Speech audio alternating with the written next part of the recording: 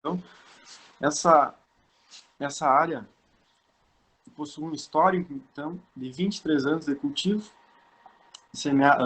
No verão, 18 anos foi semeado soja, então 3 anos foi de milho grão e 1 ano de milho silagem. No inverno, foi semeado 1 ano de trigo, 1 ano de aveia grão, 2 anos de aveia silagem, 1 ano foi deixado a área por pousio, 1 ano a aveia mais ervilhaca, 3 anos silagem de consórcio e 2 anos de pastagem de aveia. Essa primeira tabela, então, aqui vai nos mostrar as análises descritivas dos atributos do solo, então, onde que o percentual de argila teve uma média de 57,8%, a compactação do solo se mostrou alta em relação a outros trabalhos, na média de 2.384 kPa. Trabalhos mostram que acima de 2.000 há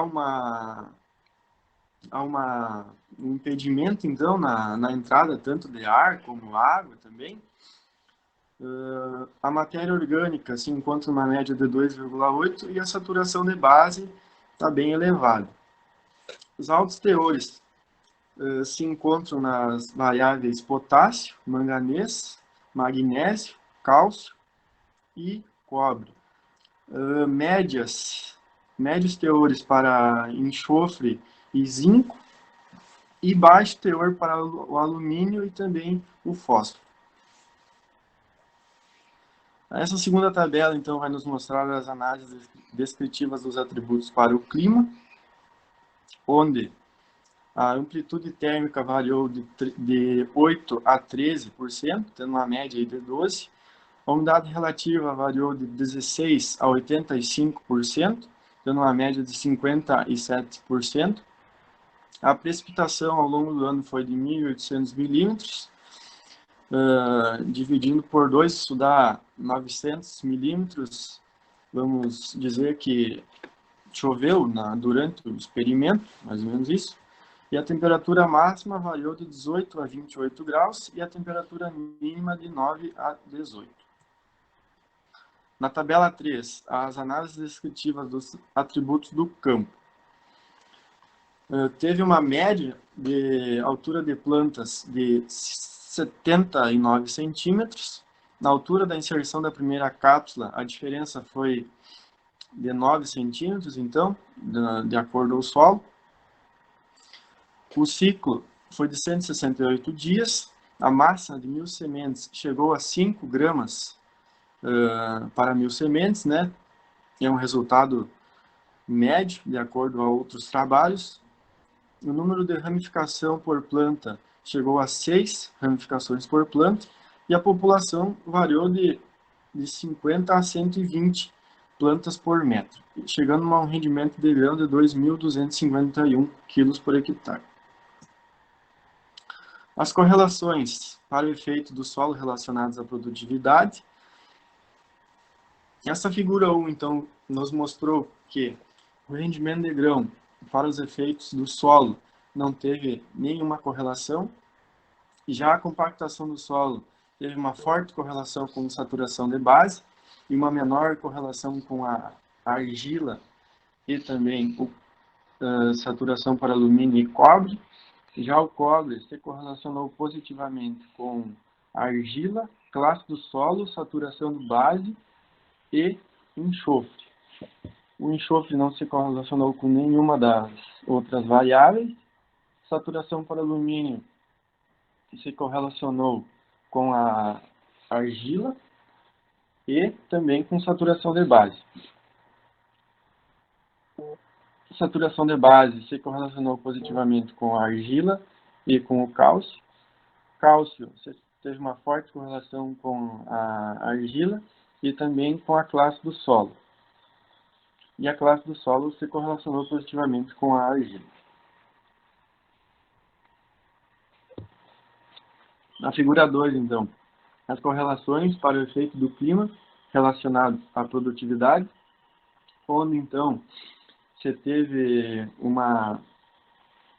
o rendimento de grão se correlacionou com a temperatura máxima e temperatura mínima, e a altura e a amplitude térmica teve uma forte correlação com a temperatura máxima. A temperatura mínima, com a temperatura mínima. A temperatura mínima teve uma forte correlação tanto com a precipitação como a temperatura máxima, e a temperatura máxima teve uma forte correlação com a precipitação. Aqui umas referências, então, de acordo com o FLOSS, altas temperaturas durante a época de floração, em média 32 graus, reduzem o crescimento da planta, né, tanto na semente como no teor de óleo, assim como também na qualidade. De acordo com o mesmo autor, temperatura baixa, de menos 1 grau, no período reprodutivo, causam perdas significativas na produção. Essa figura 3, então, correlações com o efeito do componente do rendimento relacionados à produtividade, mostram que o rendimento de grão teve uma forte correlação tanto para o número de cápsulas que formaram um grão, número de grão por planta, população e massa de grão por planta. Massa de 1000 sementes não se correlacionou com nenhuma das outras variáveis, e a massa de grão por planta se correlacionou positivamente com o número de cápsulas que formaram um grão e número de grão por planta. População não se correlacionou com nenhuma das variáveis. Número de grão por planta se correlacionou positivamente com o número de cápsulas e número de cápsulas que formaram um grão. Número de cápsulas que formaram um grão se correlacionou positivamente com o número de cápsulas. Já número de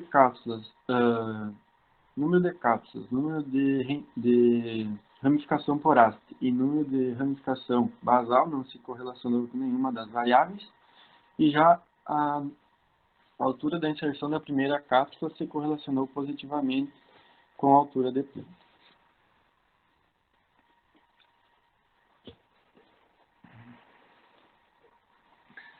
Nessa tabela 4, então, o modelo preditor para o rendimento de grão, para o solo, clima e componente do rendimento, você teve um incremento, então, desses caracteres. Para clima, foi a temperatura máxima, então, né, sendo negativo. O solo foi o índice SMP, o potássio e saturação de base. E os componentes do solo foram número de cápsulas, número de grão por planta e população. O que isso nos mostra, então? Né? O que isso quer dizer? Que quando eu tenho uma maior precipitação, aliás, quando eu tenho uma menor temperatura do ar, né? Juntamente com um solo favorável para o desenvolvimento da cultura, esse solo sendo bem estruturado, com alta fertilidade, vai me potencializar, então, os componentes do rendimento, né? Número de cápsulas, número de grão por planta e a população. Nessa figura 4, então, análise de trilha para os efeitos do campo, se tem uma variável de interesse, então, que é o rendimento de grão, né? Juntamente com as outras demais variáveis, onde duas delas, que foram o número de cápsulas e número de cápsulas que formaram um grão, tiveram uma maior contribuição para o rendimento de grão. E as outras três, que é a população, massa de 1000 sementes e número de ramificação por haste, tiveram menor peso. Isso nos indica que, quando eu tenho, então, uma população de acordo com o recomendado, né, vai me permitir, então, uma maior ramificação de plantas num metro. Consequentemente, maior será o número de cápsulas e também o número de grãos, favorecendo, então, para o peso dessa semente, consequentemente, me entregando um maior rendimento de grãos, né? A figura 5, análise de trilha para os efeitos do solo. O rendimento de grão, então, ele foi definido por duas variáveis, né? Uma química e outra física. A física, sendo a compactação do solo, que ela contribui diretamente contribui diretamente ao rendimento de grão, mas também interfere negativamente na saturação de base. Isso nos indica que há um empecilho, então, na saturação de base, né?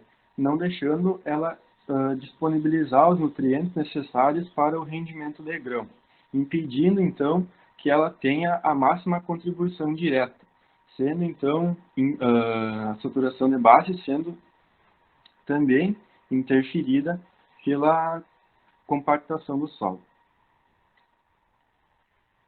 Concluindo, então, esse trabalho, as condições do clima influenciaram os componentes do rendimento de grão.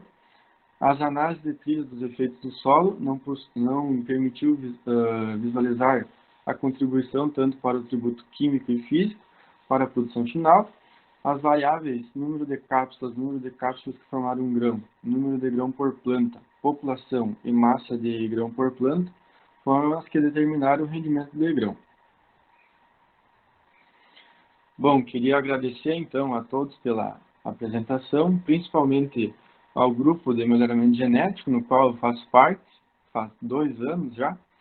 Agradecer primeiramente o professor Ivan, né, pela contribuição, parceria, principalmente a Dani, o Murilo, o Natan, que já saiu também, né, foi o ano que foi realizado esse trabalho, e aos demais colegas.